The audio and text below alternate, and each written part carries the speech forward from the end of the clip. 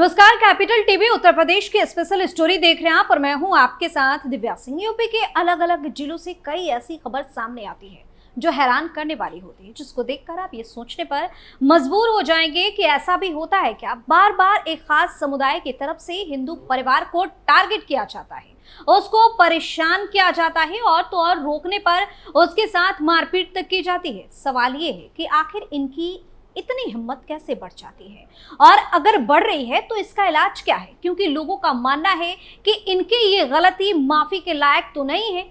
ये सब बातें इसलिए क्योंकि उत्तर प्रदेश के सिद्धार्थनगर से खून खौला देने वाला एक खबर सामने आया।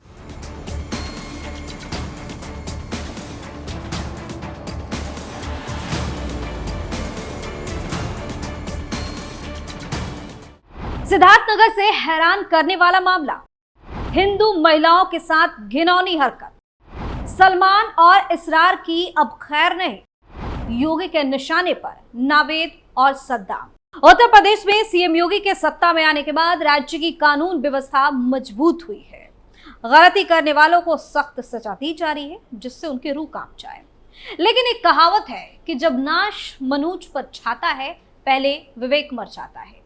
यानी कि जब हमारा विनाश होना होता है तो हमारी बुद्धि पहले ही भ्रष्ट हो जाती है, खत्म हो जाती है, काम करना दिमाग बंद कर देता है। इसलिए तो हम करते हैं, उसके अंजाम का अंदाजा भी नहीं होता। ठीक यही हाल है यूपी में हिंदू बहन बेटियों के साथ खिलवाड़ करने वाले एक खास समुदाय के कुछ लोगों का। तभी तो सीएम योगी के हंटर की मार का डर नहीं दिख रहा, लेकिन जब ये यूपी पुलिस के हत्थे चढ़ेंगे तो इनकी खैर नहीं है।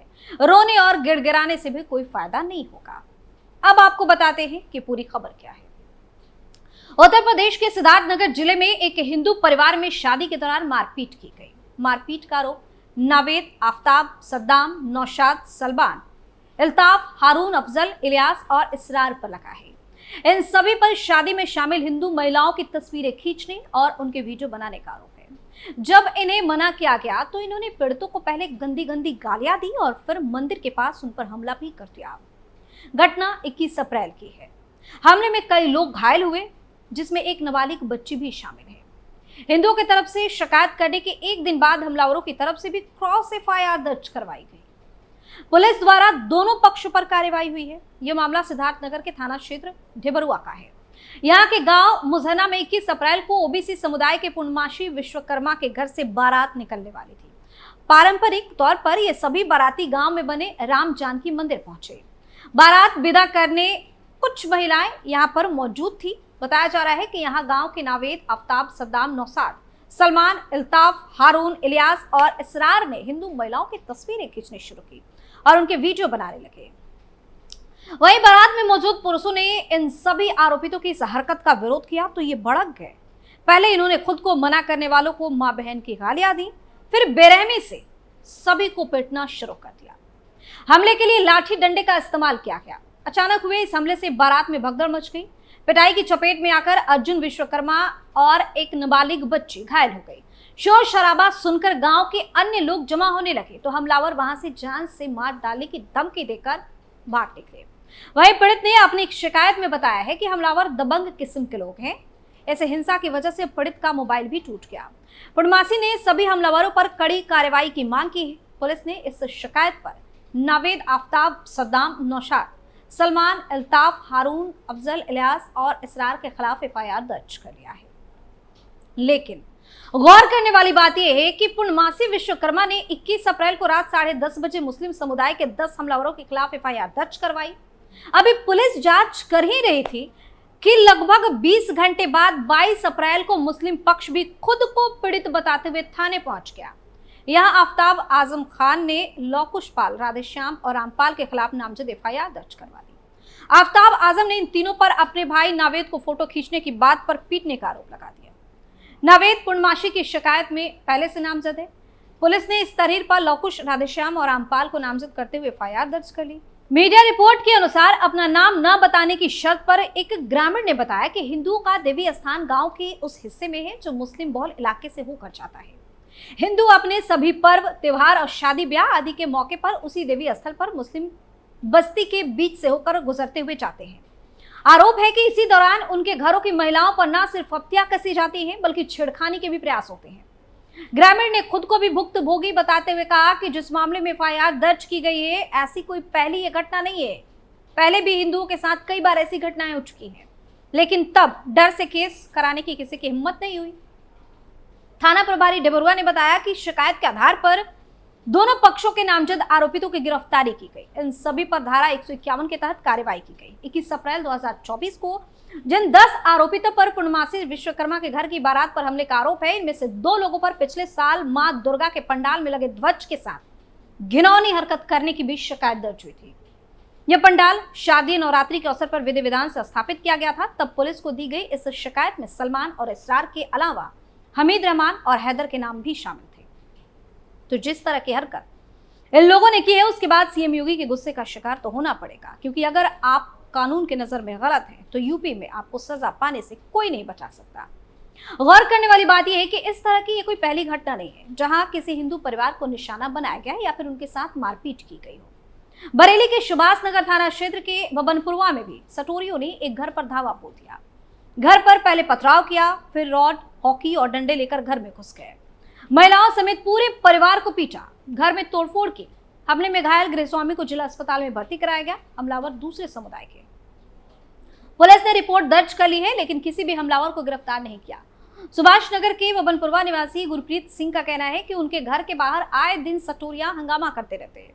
रात 9 बजे जब उनसे इन लोगों ने भीड़ हटाने और गाली गलौज बंद करने के लिए कहा तो आबिर, ताहिर, जुम्मन, अरमान, तौसीफ, सूखा, टिग्गा, पेटू, अशर सहित 10 से 15 लोगों ने पहले घर पर पथराव किया, बाद में लाठी डंडे, रॉड लेकर घर में घुस गए और मारपीट तक की। घर में रखा एलसीडी, फ्रीज आदि सब तोड़ दिया। भाई जोरावर सिंह, गुरसेवक सिंह बचाने आए तो उन्हें भी पीटा। महिलाओं को भी नहीं बख्शा। घटना के बाद हमलावर धमकी देकर गए कि पुलिस से शिकायत की तो अंजाम इससे भी बुरा होगा। हमले में गुरप्रीत सिंह, जोरावर और गुरसेवक लहूलुहान हो गए। घायलों को जिला अस्पताल में भर्ती कराया गया। घटना के बाद पुलिस ने तहरीर के आधार पर रिपोर्ट दर्ज कर ली। इंस्पेक्टर सुभाष नगर सतीश कुमार ने बताया कि घायल पक्ष के घर में दूसरे समुदाय की बहू है, इसी रंजिश में ये मारपीट हुई। बता दें कि जनवरी 2023 में एक मामला सामने आया था। उत्तर प्रदेश के हरदोई में दबंगों के पड़ोसी से मारपीट करने का मामला सामने आया। विवाद नाली के पानी की निकासी को लेकर हुआ, जिसके बाद दबंगों ने पड़ोसी परिवार की जमकर पिटाई कर दी।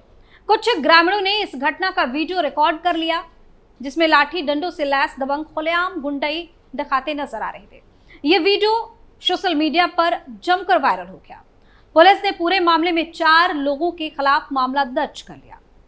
मामला पिहानी थाना क्षेत्र के मंसूर नगर गांव का है। पीड़ित का कसूर इतना था कि उसने पुलिस से शिकायत की थी। इससे नाराज दबंगों ने लाठी डंडों से लैस होकर उसकी पिटाई कर दी।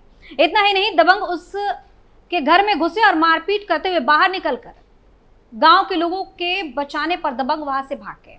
दबंगों की पिटाई में 4 लोग घायल हुए। मंसूर नगर के रहने वाले कल्लू ने पुलिस को की गई शिकायत में आधा दर्जन से अधिक लोगों पर मारपीट करने का आरोप लगाया, जिसके बाद पुलिस ने तहरीर पर मामला दर्ज कर लिया। तो एक के बाद एक इस तरह की घटना यूपी से सामने आ रही है। हालांकि ऐसी गलती करने वालों को सीएम योगी बार बार सख्त चेतावनी देते नजर आते हैं और नहीं मानने पर तगड़ा इलाज भी किया जाता है। इस स्पेशल स्टोरी में फिलहाल के लिए इतना ही। देखते रहिए कैपिटल टीवी उत्तर प्रदेश। नमस्कार।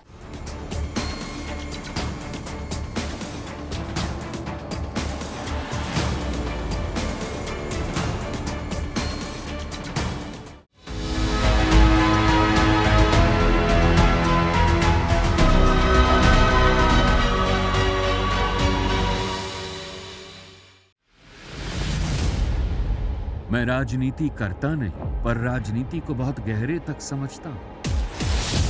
मैं लोगों के बीच रहता हूं, लोगों के मन को अच्छे से जानता हूं।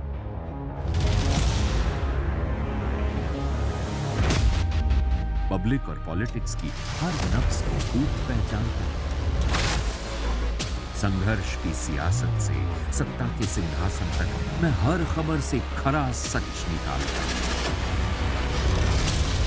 ना कोई दौड़, ना कोई race. Capital TV, Uttar Pradesh.